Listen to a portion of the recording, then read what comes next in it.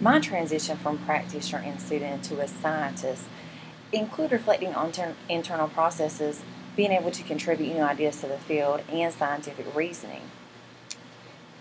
Scientists must remain unbiased, and students must be able to gather information and use the appropriate data, charts, and tables that represent that idea or what is being studied.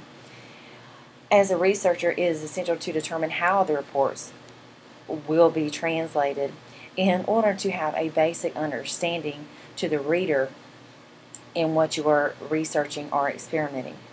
Researchers and scientists must remain open-minded and unbiased, and it is very essential in the transformation process to be able to accept the undesired results and remain unbiased.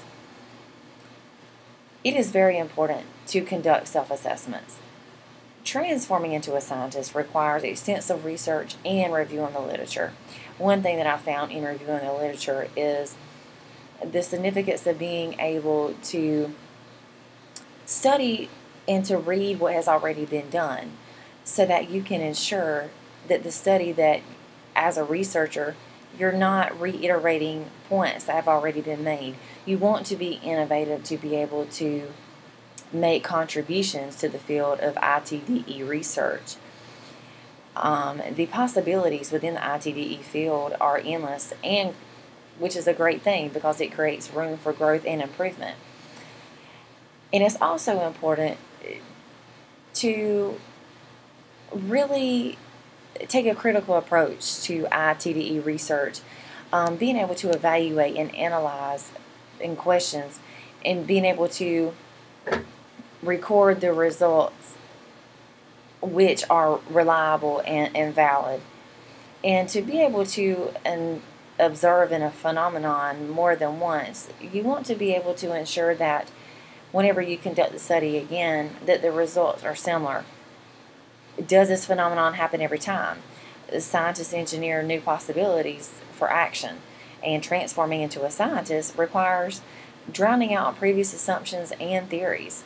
Maintaining relevance and consistency in research results is a key component in ensuring the transformation of a student into a scholar. One of the main things that I would like to mention that is vitally important here is being able to take up the time for reflection. You want to be able to ensure that self-reflections are not hidden from the public eye, but maybe instead incorporate observable practices that are kind of fixated upon the past, present, and future research. Reflecting is a key component in the transformation from a student to a scientist.